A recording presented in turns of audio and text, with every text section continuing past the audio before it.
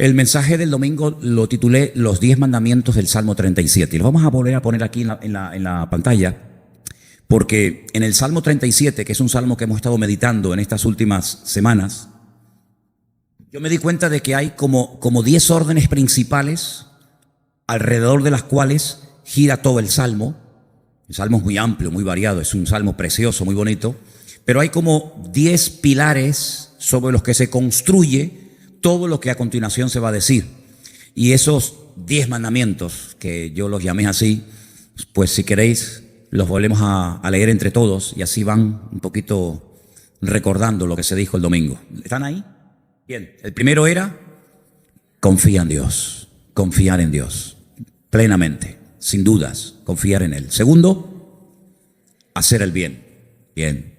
El tercero, deleitarse en Dios. El cuarto, encomendarse al Señor. Quinto, guardar silencio ante el Señor. Sexto, esperar en Él. Séptimo, dejar la ira. Octavo, desechar el enojo.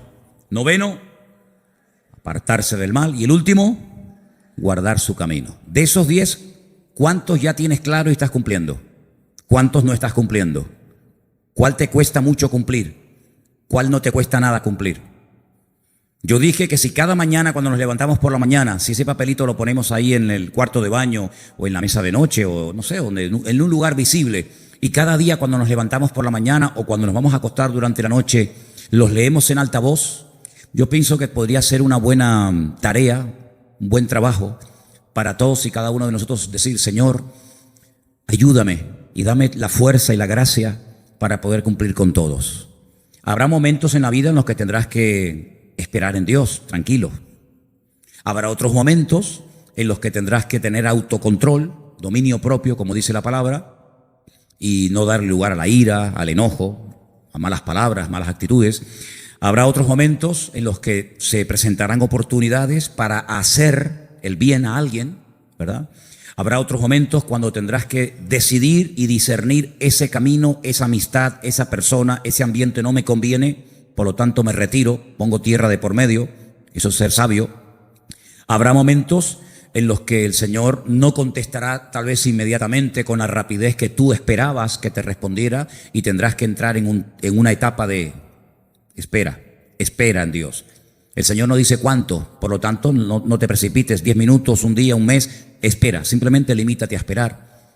Pero si cada uno de estos mandamientos nosotros los interiorizamos y de alguna manera forman parte de nuestra vida, pues vamos a pasar de ese conocimiento teórico a ese conocimiento práctico, experimental. Es decir, yo sé lo que es esperar en Dios, y sé lo que es deleitarme en el Señor, y sé lo que es en un momento determinado apartarme del mal, y sé lo que es hacer el bien, porque el Salmo 37, lo dijimos muchas veces la semana pasada, nos ayuda a todos a llevar una vida práctica, una vida donde sí, las teorías y los proyectos y los planes y las buenas intenciones están muy bien, pero en definitiva lo que marca la diferencia en la vida de un creyente, en la vida de una iglesia, es el poner en práctica lo que semana tras semana aprende y escucha. En otras palabras, hay un trabajo personal insustituible. Es lo que yo llamo el esfuerzo.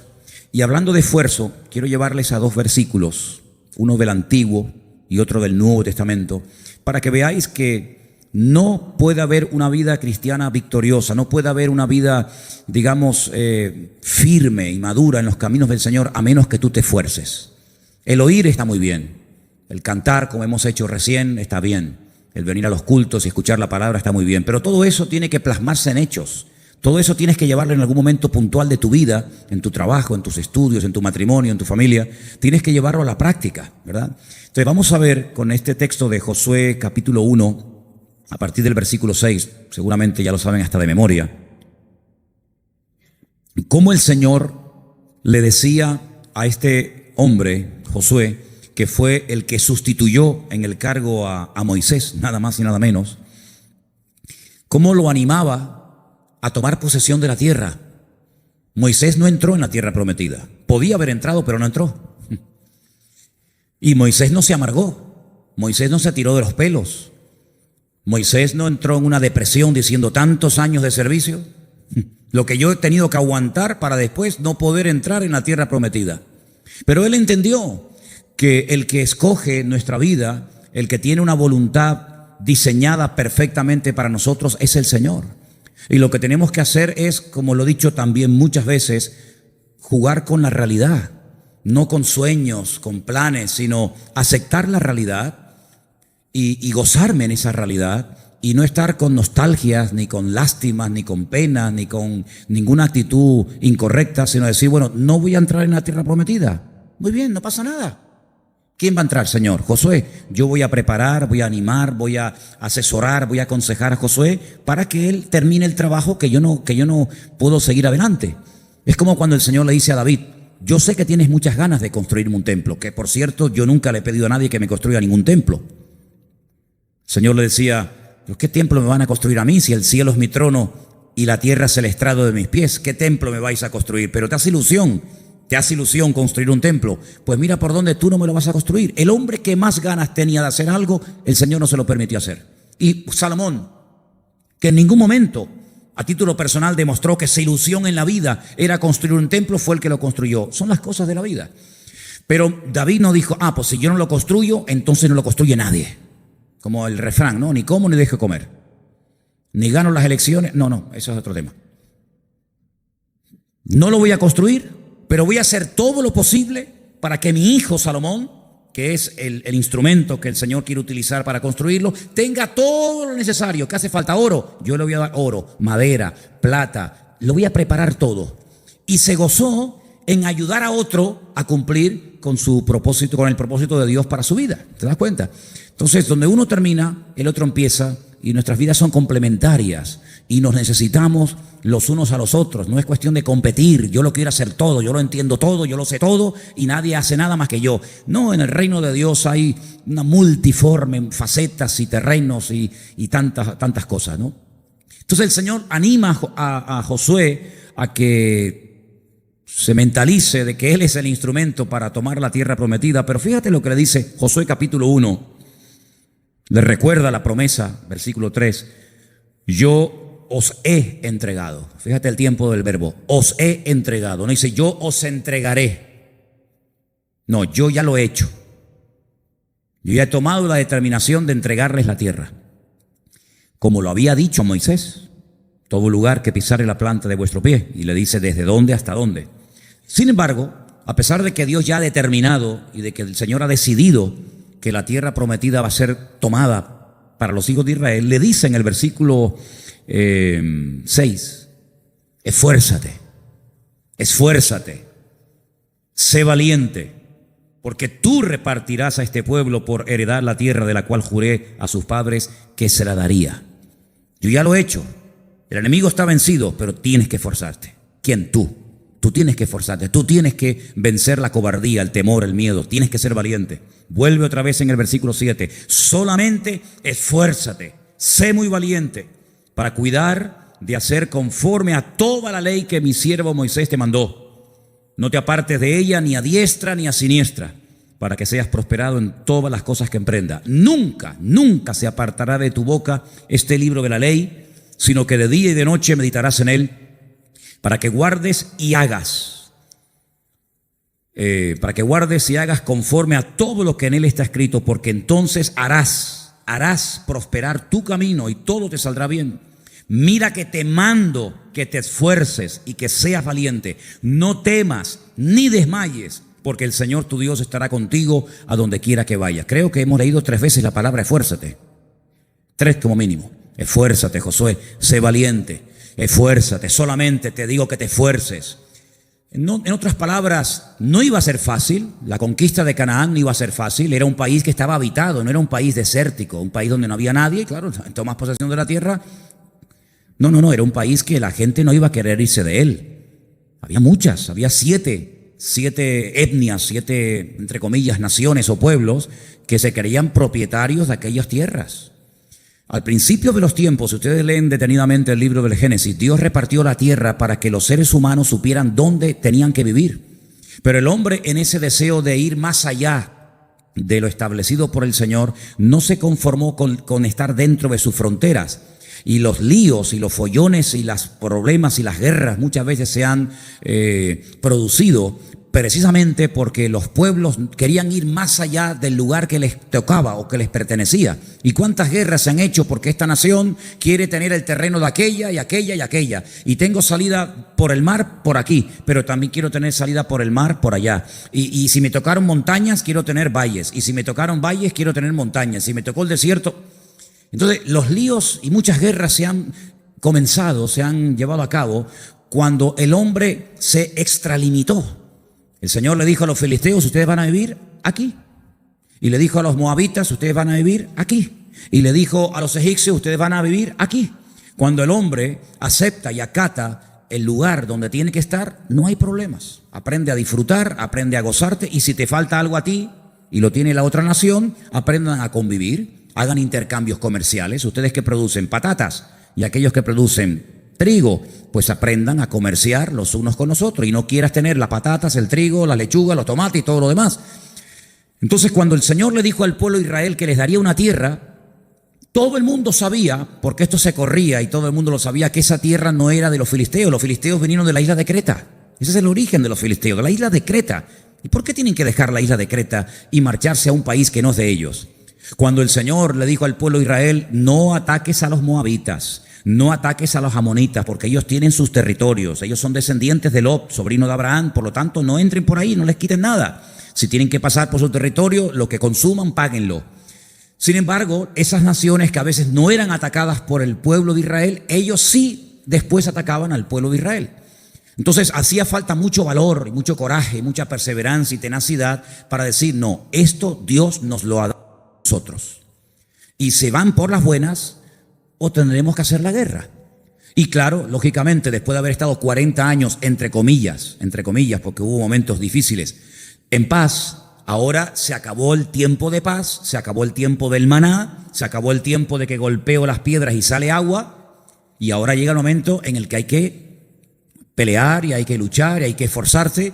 Y entonces Josué, sé que tienes 84 años de edad, que no era un niño, tienes que esforzarte, tienes que pelear, tienes que luchar. Y entonces vemos que a pesar de que el Señor estaba con él, se lo dice, yo estaré contigo, nadie te hará frente en todo lo de tu vida, tú esfuérzate, en otras palabras, haz tu parte. Si alguno piensa que esto era, bueno, porque era el Antiguo Testamento, como era el Antiguo Testamento, pues tenía que ser así. Vamos a ir a 2 de Timoteo capítulo 2 para que veáis cómo el esfuerzo, el esforzarte en las cosas del Señor, el pelear por el Señor, también forma parte de una vida normal hoy en día. 2 de Timoteo capítulo 2 del 1 al 3 y dice así: tú pues, hijo mío, esfuérzate. Las mismas palabras que le dijo el Señor a Josué, ahora el Señor a través de Pablo se las dice a Timoteo. Esfuérzate en la gracia que es en Cristo Jesús. Lo que has oído de mí ante muchos testigos, esto encarga a hombres fieles que sean idóneos para enseñar a otros. Y dice, y tú sufre. ¿No será una mala traducción? No. Sufre. Hay momentos que tendrás que sufrir. ¿Sí? ¿Como cristianos? ¿Sí? ¿Alguien te enseñó lo contrario? Pues no, mi culpa, ¿eh? Si alguien te dijo lo contrario, te tomaron el pelo. Porque aquí en la Biblia le dice el Señor a Timoteo, sufre penalidades como buen soldado de Jesucristo. Ay, amigo. Ninguno que milita se enreda en los negocios de la vida, a fin de agradar a aquel que lo tomó por soldado. También el que lucha como atleta no es coronado, sino lucha legítimamente. Dice, considera, el 6, el labrador para participar de los frutos debe trabajar primero. Considera lo que te digo y el Señor te dé entendimiento en todo. La palabra biná, es decir, un conocimiento experimental. Si tú tienes que aprender a experimentar en carne propia lo que yo te estoy diciendo, así con palabras que aparentemente son muy fáciles, pero tú tienes que aprender a interiorizarlas y a practicarlas. Por lo tanto, vemos que Josué se tenía que esforzar para tomar posesión de una tierra física y Timoteo y todos los creyentes tienen que esforzarse para poder tomar posesión de las bendiciones que el Señor nos ha dado y a cada uno de nosotros. ¿Qué quiero decir con esto? Lo primero, que los cambios no se producen automáticamente. No es que, bueno, yo soy ahora un carnal y mañana así me levanto y soy el hombre más espiritual de toda la historia de la cristiandad. No, eso es un trabajo, Es un trabajo, es un esfuerzo, es disciplina, es tenacidad, es constancia, es perseverancia. Eso es lo que dice la palabra. Y por eso en el Salmo 37, en esa lista que pusimos llamada los famosos 10 mandamientos del Salmo 37, vemos que el rey David lo tenía clarísimo, que hay que confiar, que hay que pelear, hay que evitar ciertas cosas, hay que hacer otras cosas. Y eso es en definitiva la vida de un creyente. Ahora, en 2 de Timoteo, en el capítulo 3, versículo 16, está el versículo, uno de los versículos más conocidos de esta carta. Versículo que muchos de ustedes seguramente conocerán de memoria, donde dice: toda la escritura es inspirada por Dios y útil para enseñar, para redarguir, para corregir, para instruir en justicia, a fin de que el hombre de Dios sea perfecto, enteramente preparado para toda buena obra. Habrá momentos en los que el Señor nos tendrá que enseñar algo a través de su palabra. Habrá momentos en los que el Señor nos tendrá que instruir, en otros momentos corregir, en otros momentos disciplinar, en otros momentos animar, en otros momentos sacudir, pero el Señor, a lo largo y ancho de toda la Escritura, que está inspirada por su Espíritu Santo, la va a utilizar en momentos puntuales de nuestra vida para formarnos, dice, a fin de que podamos llegar a ser una persona completa, porque eso es lo que significa el término perfecto, completo, que no sea una vida llena de desequilibrios, que soy muy fuerte en un área, pero en otros soy un desastre, ¿no? Como esos famosos futbolistas que dicen, oye, remata con la cabeza de maravilla, pero luego con la pierna derecha es un inútil, o al revés, o con la pierna derecha es muy bueno y con la izquierda es muy malo. Es muy difícil a veces en el mundo del fútbol encontrar a un futbolista que juega bien con la derecha, con la izquierda, que remate, que defienda. Es muy complicado, sale uno de 1.000.000, si es que sale. En la vida cristiana a eso es lo que tenemos que apuntar.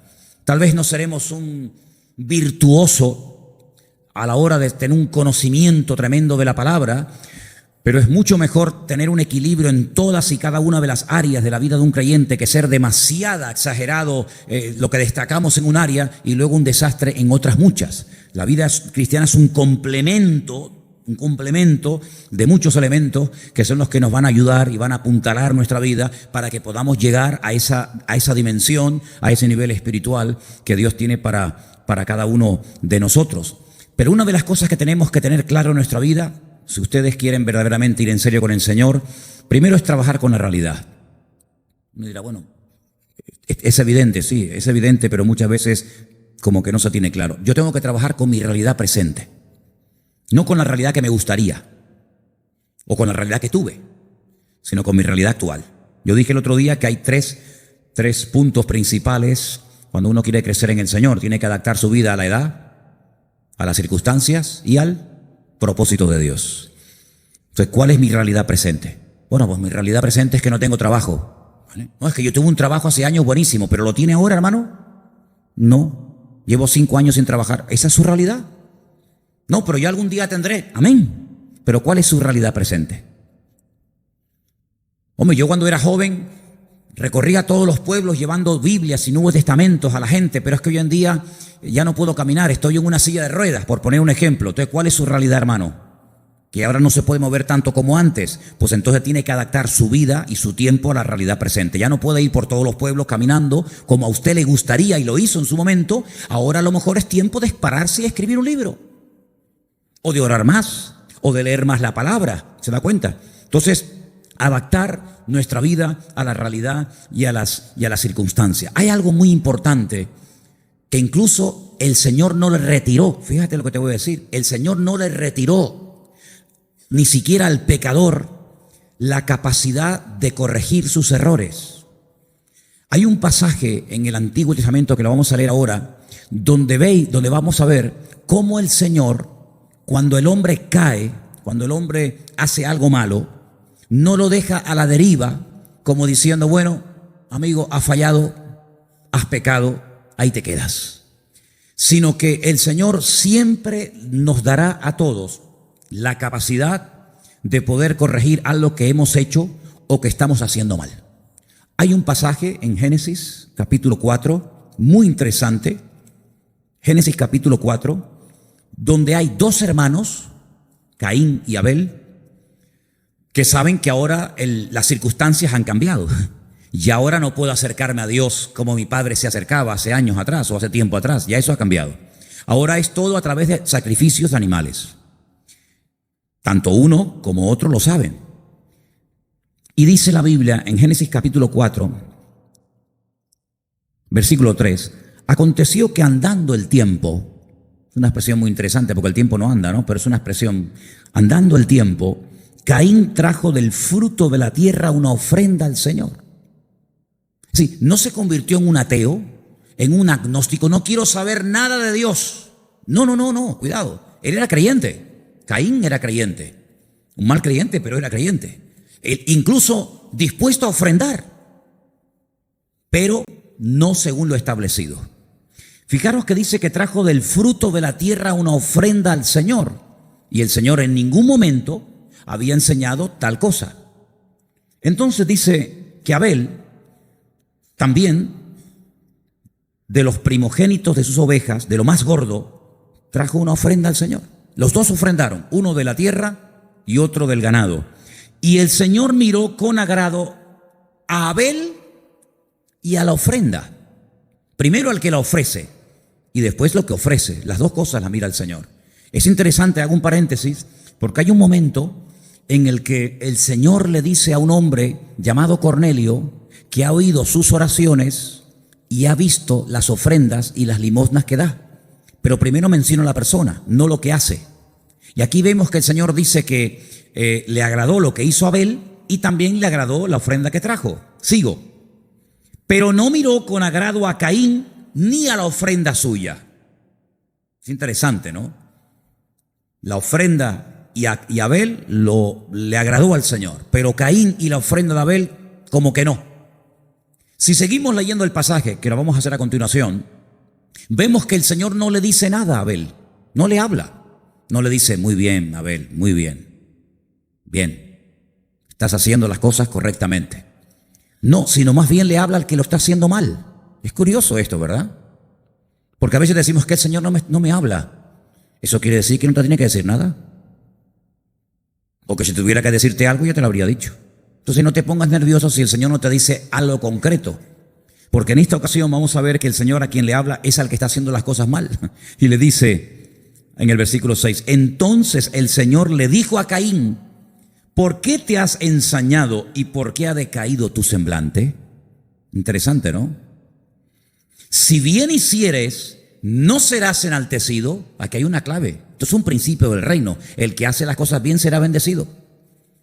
El que se humilla será enaltecido, será exaltado, y el que se exalta será humillado. Dice, si hicieres las cosas bien, no serás enaltecido, y si no hicieres bien, el pecado está a la puerta. Con todo eso, a ti será tu deseo, y tú te enseñorearás de él. Es decir, has hecho las cosas mal, te has presentado a tu manera con tu ofrenda de la tierra delante de mí, no es lo que a mí me agrada. Claro, ves que no hay respaldo, no hay bendición, pero estás a tiempo.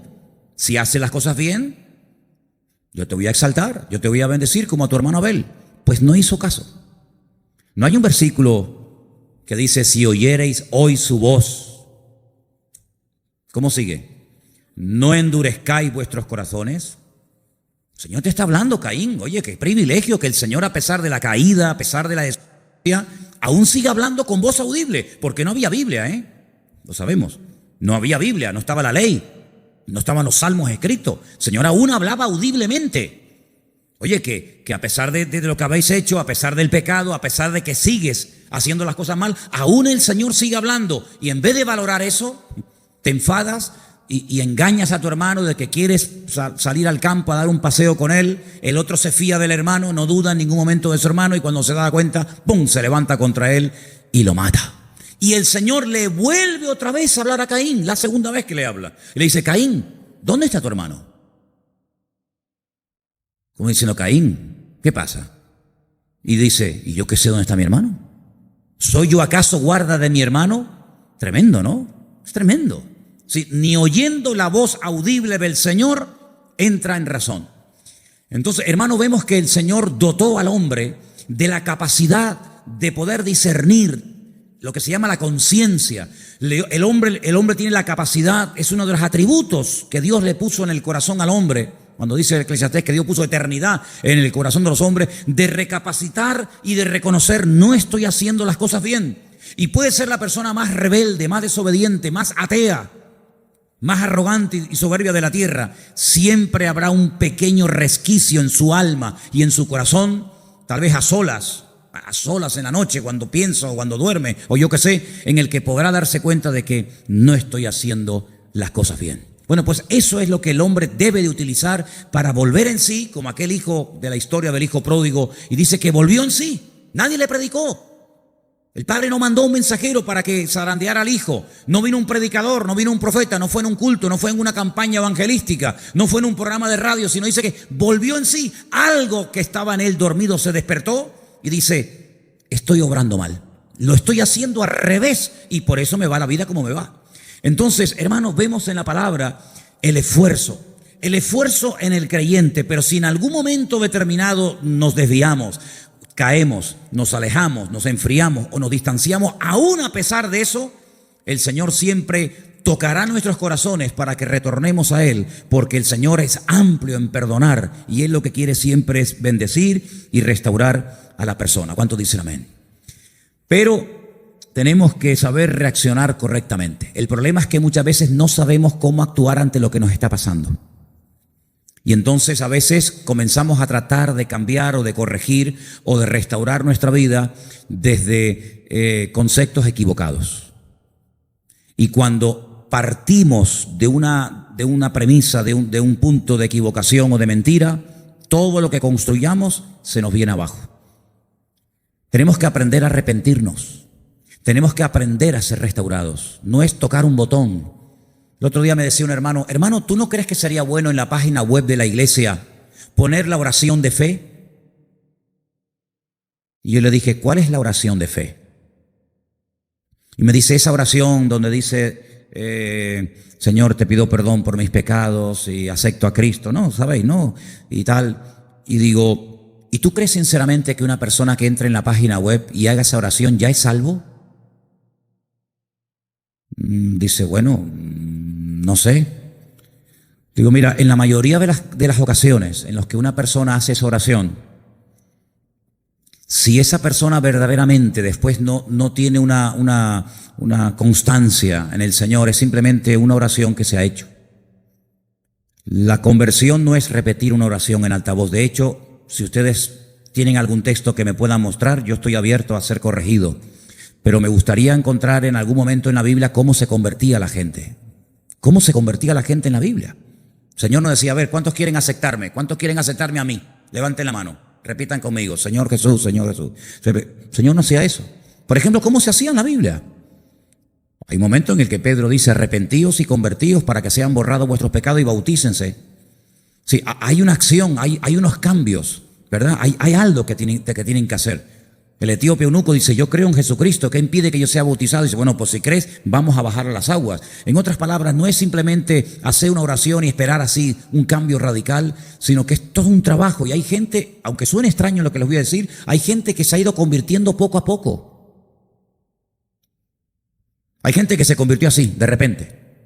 Y hay otros que se han ido convirtiendo poco a poco. Hay un pasaje en la Biblia muy interesante donde un día un ciego viene al Señor y el Señor dice: ¿qué quieres que haga?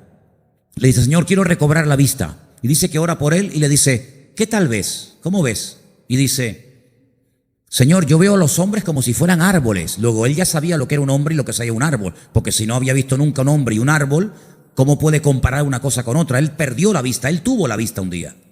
Y dice: quiero recuperar la vista. No es como aquel ciego de nacimiento.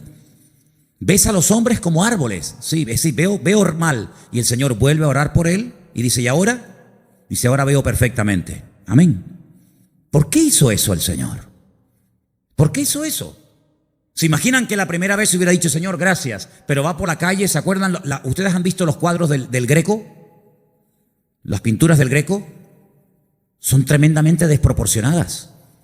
Es una persona así súper estirada. Es como cuando la televisión se pone mala. ¿No ha visto la televisión, esos espejos? Y dice, ¿por qué? Tenía un nombre muy raro, el greco, un nombre griego. ¿Por qué es tan largo? Porque él pintaba como él veía. Él veía a un hombre estirado y él lo dibujaba como lo veía. Y tú vas a vivir tu vida cristiana según la visión que tú tienes de Dios. Si tú crees que Dios es así, así tú vas a vivir y así incluso tú vas a orar. ¿Sabes cómo puedes descubrir el nivel de conocimiento que una persona tiene del Señor? Por la forma como ora. Tú óyelo como ora. Y por la forma como ora, con el paso del tiempo te das cuenta que ora según el concepto que ella o él tiene de Dios. Y por eso cuando tú vas a la palabra de Dios te encuentras hombres que tenían una confianza con Dios tan tremenda que hasta dialogaban con Dios cuando se enteran de que Dios va a destruir al pueblo de Israel. Y Moisés le dice, no, ni se te ocurra, ¿cómo vas a hacer eso? ¿Cómo vas a destruir al pueblo de Israel? Y cuando los egipcios se enteren, ¿qué van a decir? Mira, un Dios tan poderoso los sacó de la esclavitud y fue incapaz, no pudo meterlos en la tierra que les había prometido. ¿Qué van a pensar de ti los egipcios? No hagas eso. Lean la conversación de Moisés con el Señor. No hagas eso. Te propongo algo, mátame a mí si quieres. Me matas a mí, pero al pueblo no lo toques. Porque tu nombre, tu fama, tu prestigio puede quedar tocado. Es increíble. Pero el nivel que tenía de comunión Moisés con el Señor, evidentemente no todo el mundo lo tenía. Fíjate que en el Nuevo Testamento hay una persona que ve al Señor cara a cara, lo ve y le dice, si puedes hacer algo por mi hijo. ¿Cómo que si puedes hacer algo por tu hijo? ¿Será si tú puedes creer? Porque había menguado en cuanto a la fe. Había llevado su hijo a los discípulos no habían hecho nada según él y automáticamente se llevó una desilusión. Y entonces cuando ve venir al Señor, como él no tiene claro quién es 100% el Señor, le dice, si puedes hacer algo, porque si los discípulos me fallaron y los discípulos son un reflejo de su maestro, pues lo más probable es que el maestro tampoco pueda hacer nada. Entonces si puedes hacer algo, y ahí hay una corrección. El Señor le dice, no, eso no es correcto. Porque él estaba hablando según el concepto que él tenía del Señor, hasta que después dice, Señor, ayúdame en incredulidad, perdóname, ya no sé ni lo que digo. Entonces, cuando uno va a la palabra de Dios, uno encuentra que una de las cosas que el Señor quiere que tengamos claro es que nuestro Dios es un Dios que quiere gozarse en nuestra restauración, en nuestra bendición, y quiere vernos gozosos y quiere vernos bendecidos. ¿Cuántos dicen amén? Esto no es una lotería, hermanos. Bueno, si el Señor me puede echar una manita. A veces ha habido gente que ha venido aquí y te dicen, bueno, yo lo que quiero es que el Señor me eche una mano. ¿Cómo que le eche una mano? Bueno, si Dios puede hacer algo, porque es el concepto mezquino o pobretón que tienen del Señor. Por eso tenemos que saber cómo reaccionar para poder salir. Ahora, ¿cómo se sale de un lío? ¿Cómo se sale de un callejón, entre comillas, sin salida, de una cueva oscura, de una situación que yo digo, yo de aquí no sé ni cómo salgo? Pues te va a chocar mucho lo que te voy a decir. Pero hace años, y tal vez lo podemos hacer después, porque creo que Isma se acordará. ¿Dónde está Isma? Allí. Nosotros hace años cantábamos una canción que está basada en Isaías 55, versículo 12, y me gustaría que pudiéramos leer juntos este versículo, porque así dice la Biblia que se sale. Así se sale. Y vamos a ver de dónde quería el Señor sacar a su pueblo en este momento. Isaías 55, versículo 12. Y dice así. ¿Lo tenéis?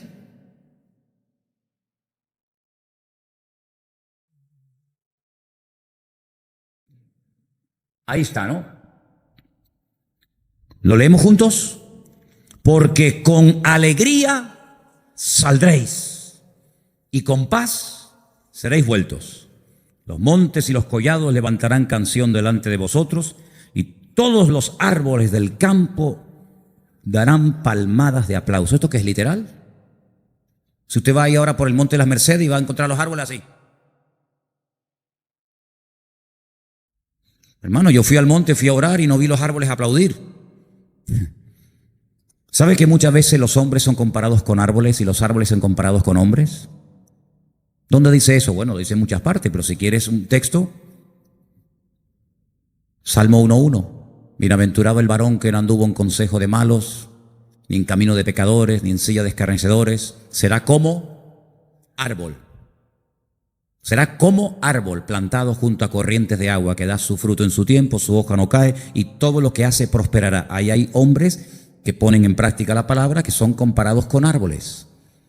Le decía a Moisés, cuando vayan a atacar una ciudad, vean si la ciudad tiene árboles. ¿Qué más da si la ciudad tiene árboles o no tiene árboles? Dice, no los cortéis. Cuando el Señor le dice, y espero que no perdáis el hilo de lo que estamos hablando, pero cuando el Señor le dice a Abraham, voy a destruir Sodoma y Gomorra. El Señor dice, ¿cómo vas tú a destruir? Abraham conocía a Dios. Dice, pero ¿cómo vas tú a destruir Sodoma y Gomorra? Y si hay 50 justos, tú no puedes destruir una ciudad, porque los 50 justos dan protección a la ciudad. Pero el Señor dice, pero cuando el Señor le dice a Abraham que la va a destruir, Abraham dice, es que a lo mejor no hay 50, pero hay 45, y hay 40, y va bajando, porque el Señor le enseñó a Abraham que una persona puede llegar a proteger una ciudad entera. De hecho, hay países que no han sido destruidos por la presencia de los hijos de Dios en ese pueblo. ¿Qué te parece?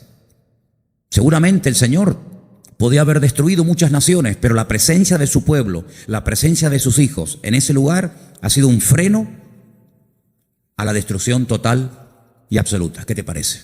Entonces, cuando el Señor fue a destruir Sodoma y Gomorra, primero tiene que sacar lo único que había, lo saca, y cuando lo saca, destruye la ciudad. Porque hubiera sido una injusticia destruir una ciudad con Lot dentro. Hubiera sido algo que ni tú ni yo hubiéramos hecho, cuanto más el Señor. Entonces, en la Biblia encontramos muchas veces que los árboles son comparados con hombres, ¿verdad? Y por eso dice la Biblia que los árboles del campo aplaudirán. Si habrá un gozo por parte de personas. Pero fíjate, dice, ¿de dónde iban a salir? Estaban pasando un tiempo difícil, estaban pasando un tiempo de cautiverio, estaban pasando un tiempo de opresión. Y dice, con alegría saldréis. Si con alegría saldréis, quiere decir que con tristeza no salgo. ¿Sí o no? Si para salir salgo con alegría, quiere decir que mientras no tenga ese requisito, pues no salgo. ¿Y no salgo de dónde? Bueno, tú no tienes que salir de Egipto, tú no tienes tal vez que salir del cautiverio en Babilonia, pero a lo mejor hay alguien aquí que tiene que salir de una situación. ¿Y cómo salgo? Con alegría. Es decir, ¿me estás diciendo que hasta que no esté alegre por la situación que estoy pasando no salgo? Eso es exactamente lo que te quiero decir. Lo has cogido, ¿verdad? Un cambio de actitud. ¿Cómo salieron los israelitas de Egipto? Con pandero y danza, saltando y brincando. Miriam, la profetisa, la hermana de Moisés y Aarón, cogió un pandero y comenzó a danzar. Salieron saltando, brincando, alegres. Porque el pueblo de Dios tiene que marcar una diferencia. ¿Qué es lo que hace la tristeza? Yo dije el domingo pasado, si ustedes se acuerdan, que tratar con el pecado, vencer al pecado no es tan complicado.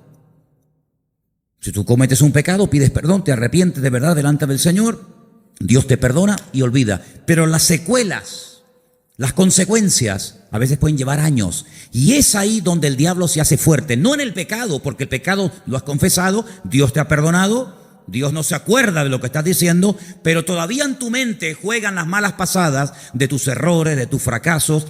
¿No dice el apóstol Pablo que hay dos tipos de tristeza en el mundo?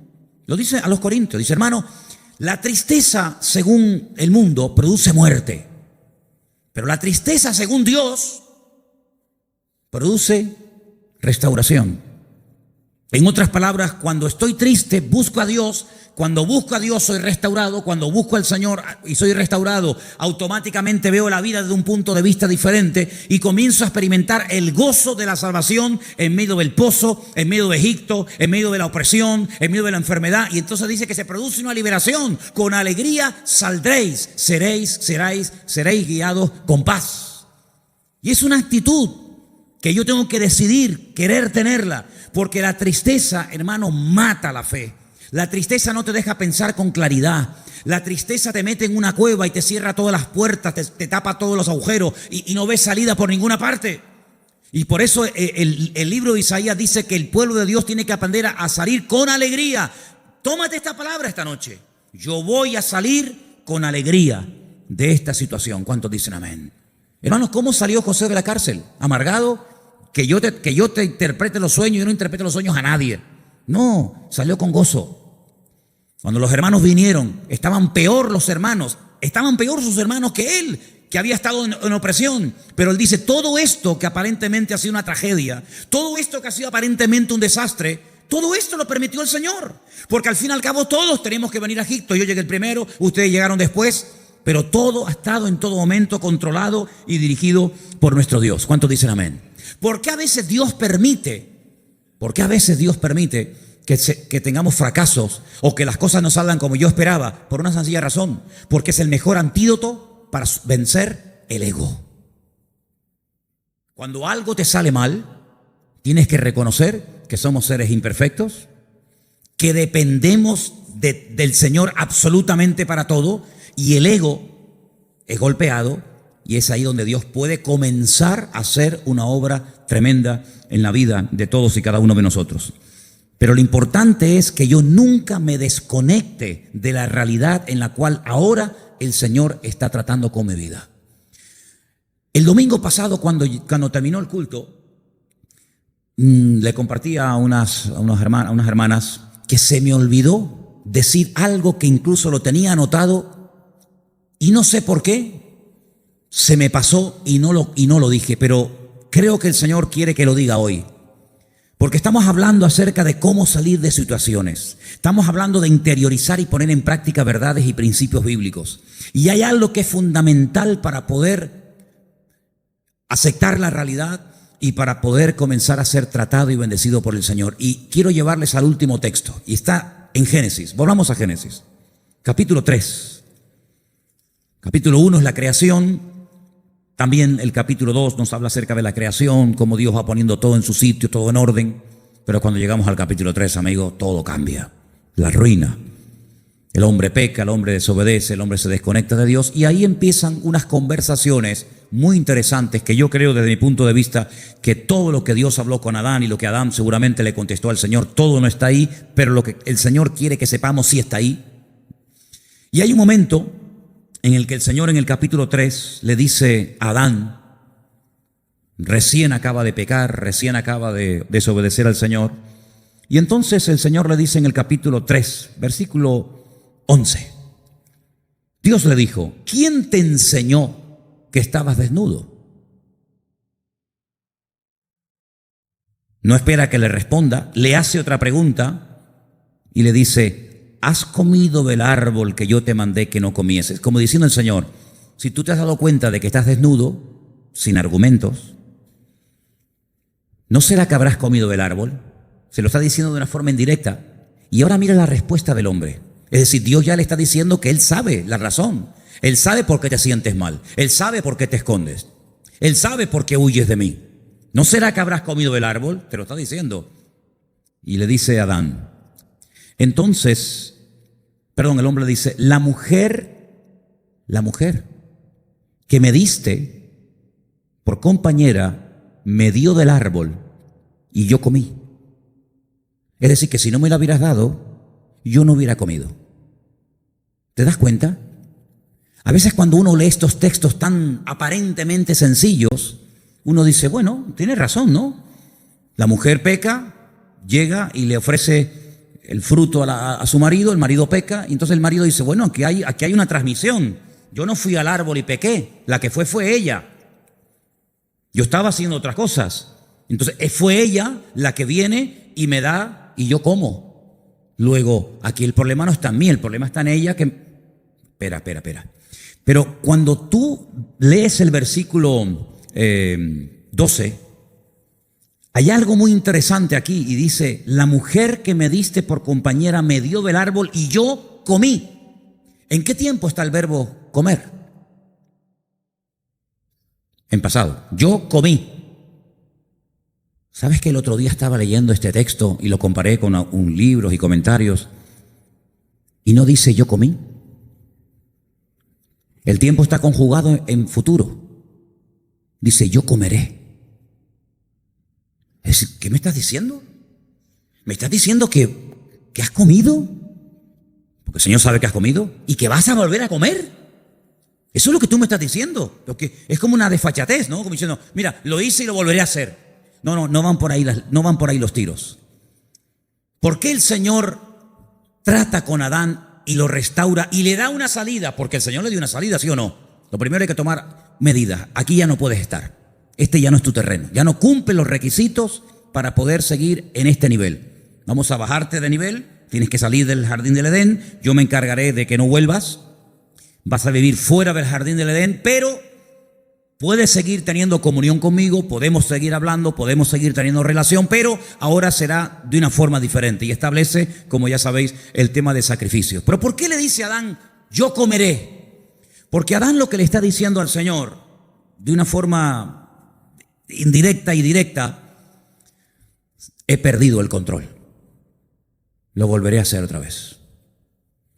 Entonces, cuando tú reconoces que ya has perdido el control, cuando tú reconoces que hay algo que se ha apoderado de ti, que ha hecho que comieras y que volverás a comer, y tú lo reconoces, es cuando el Señor dice, entonces vamos a solucionar este tema.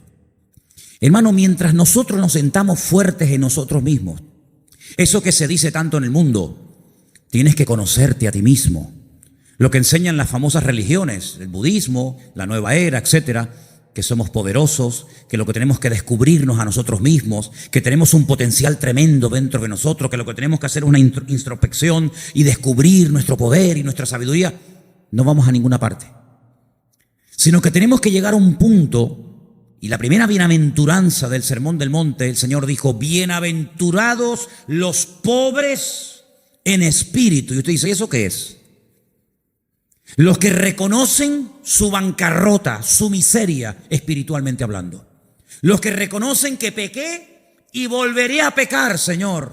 Porque aunque te prometa que no lo voy a hacer, lo voy a volver a hacer, a menos que tú me des la fuerza para superar el pecado.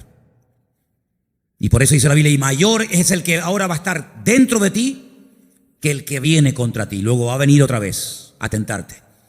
Es decir, la capacitación no nace de nosotros mismos, sino que la capacitación viene de lo alto. El mismo apóstol Pablo dijo, no es que nosotros seamos ministros competentes, sino que Él, el Señor, nos ha hecho ministros competentes del nuevo pacto del Evangelio. Entonces, cuando vamos a estos textos que hemos estado estudiando y examinando esta noche, nos damos cuenta de que aquí tiene que haber un principio elemental, y es reconocer que yo sin Dios no puedo. Por ahí hay un versículo que dice, el que piensa estar firme, mire que no caiga, ¿sí o no? Por ahí hay un pasaje de la Biblia de un hombre que dice, tú tranquilo, que aunque todos estos te abandonen, yo no te abandonaré. Tú conmigo puedes confiar. ¿Cuántos somos? 12 discípulos. Con 11, olvídate, no valen para nada, pero yo estaré contigo hasta la muerte si hace falta.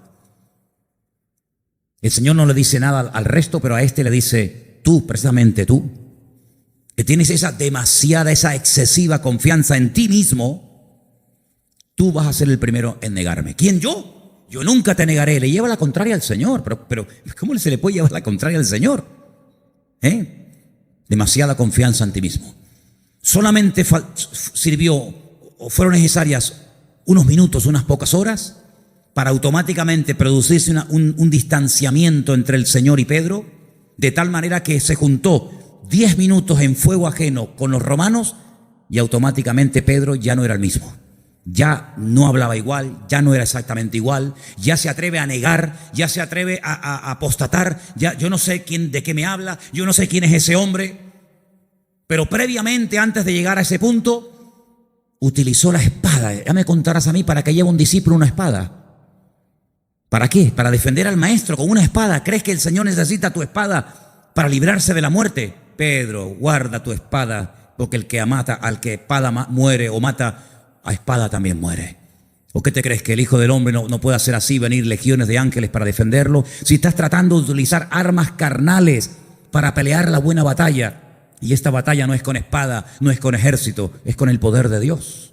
¿Se das cuenta? Entonces hay como un proceso, como unas escaleras descendentes que van llevando a Pedro a un punto en el que ya definitivamente niega al Señor y ya dice que sale llorando amargado y ya el hombre está destruido. Y es ahí donde el diablo machaca a la gente que peca. No tanto en sí en el pecado, porque el pecado es puntual. Pecaste y ya no estaba pecando, ya no seguía negando al Señor. Ya lo hizo, pero se estaba amargando, y ese es el juego favorito del diablo. Torturarte y machacarte como has pecado. Te pone la pierna encima, tú no sirves para nada, te tira la autoestima por el suelo, el Señor te ha abandonado, no sirves para nada. Y entonces el apóstol Pablo escribe un capítulo extraordinario donde él abre su corazón, donde él cuenta sus vivencias personales, donde él habla de sus luchas, ¿verdad?, entre la carne y el espíritu, pero lo concluye con esa perla, esa joya de la literatura donde dice: hermanos, tengo una buena nueva para vosotros, que ahora ninguna condenación hay para los que estamos en Cristo Jesús, Señor nuestro. Gloria a Dios, qué maravilla, Señor. Pequé ayer, seguramente pecaré otra vez mañana, pero en el momento en que levante mis ojos a ti, el Señor siempre será pronto en perdonar. Y entonces hasta que no reconozcas que puede ser que vuelvas otra vez a pecar, pero el Señor es mucho más grande que la condenación que el enemigo quiere poner sobre mi cabeza, y el Señor me va a levantar y el Señor me va a ayudar, porque no hay ni un solo personaje en la Biblia que haya caído y se haya levantado al cual el Señor no haya perdonado. No hay ni uno. Es más, hay personajes en la Biblia que lo que aprendieron cuando aprendieron a levantarse después de haber caído, nunca lo pudieran haber aprendido ni leyendo un libro ni escuchando un mensaje. Luego, a veces el Señor permite que nosotros nos demos cuenta de lo débiles que somos. A veces el Señor tiene que permitir que no somos tan fuertes como nos creíamos, porque tiene que humillar nuestro ego, y no hay peor humillación y peor palo al ego que cuando fracasamos y cuando no hacemos las cosas decentemente y con orden. Pero ahí viene la misericordia y ahí viene la gracia del Señor, y Dios levanta y Dios perdona y Dios olvida. ¿Cuántos dicen amén? Por eso quiero terminar en esta noche diciendo esto: la única manera de salir de una situación de opresión, de amargura y de tristeza es todo lo contrario. Con alegría saldréis. Es que todavía no la tengo, por eso no ha salido. En el momento en que tú comiences a gozarte y alegrarte, y mira, hermano, quiero solamente recordarles algo. ¿Qué le dio el Señor a Abraham cuando le dijo que iba a ser padre? Dime, ¿qué le dio? Porque claro, cuando Moisés bajó de la montaña y dice: miren lo que traigo, y enseña algo tangible, algo que se podía ver y tocar, como eran las tablas de los 10 mandamientos. Dice: es que yo puedo demostrar que acabo de estar en la presencia del Señor. Mirad esto. Estos son los 10 mandamientos. Esta es la Torá. Pero ¿qué podía mostrar Abraham cuando el Señor le dijo: vas a ser padre? ¿Qué podía traer? Caín tenía una marca, dice la Biblia que el Señor le hizo una marca en la frente para que no lo mataran. El otro trajo las tablas de los 10 mandamientos. David podía traer las cicatrices y los cortes y las heridas de cuando peleaba con los filisteos, pero Abraham, ¿tú qué traes? Una promesa. Eso dice la Biblia, una promesa, pero creyó en la promesa de Dios. Y esa promesa lo confrontó a un cambio y le dijo: cámbiate el nombre. Dile a todos los sirvientes, dice que una vez tuvo que ir a pelear con 300 criados para liberar a su sobrino Lot. Le tuvo que decir a cada uno de ellos: a partir de hoy todos me vais a llamar Abraham, padre de multitudes. ¿No crees? Ya no lo dice, estamos especulando. ¿No crees que en algún momento algún siervo, tal vez el más frío, el más carnal, le hubiera dicho a otro, dice: ¿padre de qué? Si no tienen hijos. Si todos sabemos que Eliezer, su criado de confianza, será su heredero, ¿cómo que se cambia el nombre? Pero él dice que le creyó a Dios y comenzó a llamar las cosas que no son como si ya fuesen. Y se gozaba contando las estrellas y la arena del desierto, diciendo: así será mi descendencia. ¿Y quién te ha dicho a ti todo eso? Dios me lo ha dicho. Y él comenzó a gozarse, y él comenzó a alegrarse. Dice que se gozó tanto. Fíjate lo que dice el Señor Jesucristo.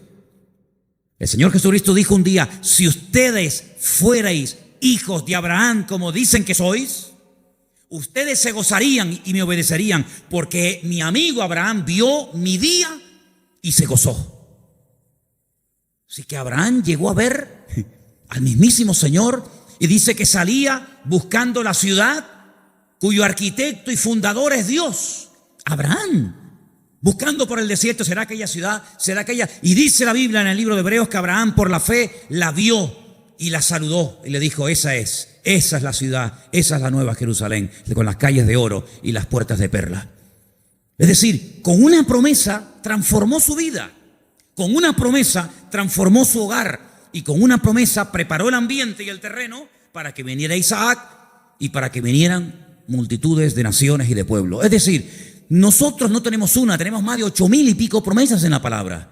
Y si las interiorizamos, si las creemos, si las cumplimos, si las practicamos, quiere decir que vamos a poder salir, pero no de cualquier forma. Vamos a salir con alegría, vamos a salir fortalecidos, vamos a salir bendecidos, porque esa es la promesa del Señor para nuestra vida. ¿Cuántos dicen amén? Pero esto no se aprende así en 2 días. Puede ser que hoy diga sí, hoy sí, pero mañana no pasa nada, mañana empezamos de cero. Y es lo que dice Pablo, pelear la buena batalla.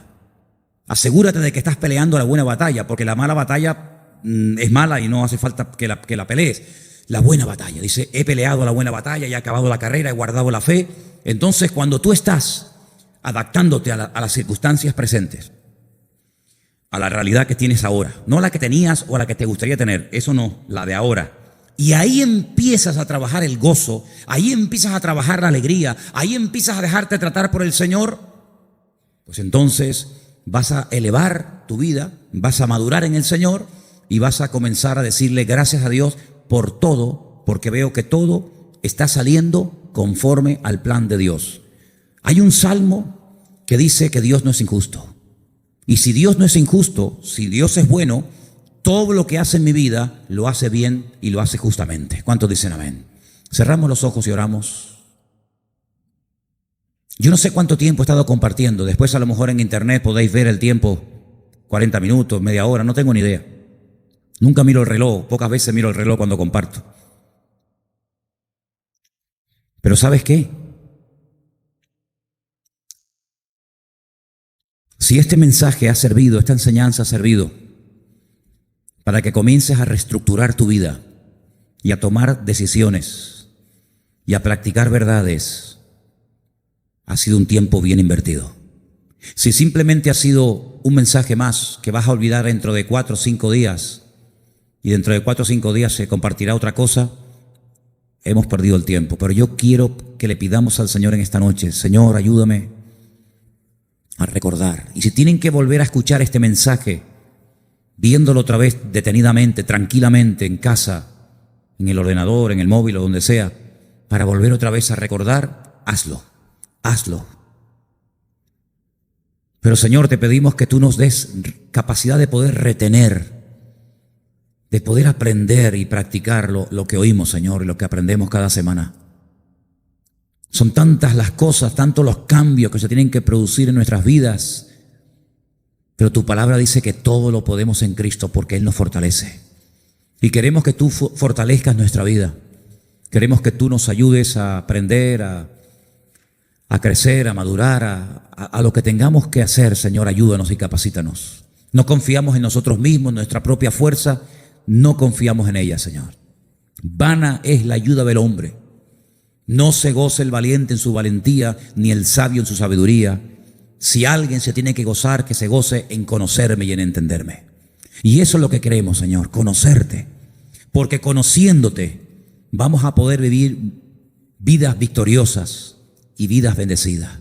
Señor, gracias por tu palabra que semana tras semana como martillo golpea el corazón.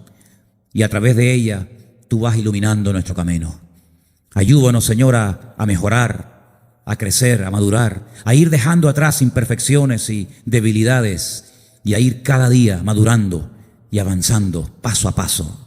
Y gracias te damos porque nos podemos gozar, aunque no lo hayamos alcanzado, pero podemos gozarnos por fe de que en el Señor la victoria es mía. Aleluya. Y por fe anticipamos que nuestra vida será una vida próspera y bendecida y alegre y que el mundo lo verá. Y podremos compartir lo aprendido con otras vidas, porque así tú lo deseas, Señor. Ponemos nuestra vida en tus manos y te damos gracias por tu palabra en esta noche, en el nombre bendito de Jesús.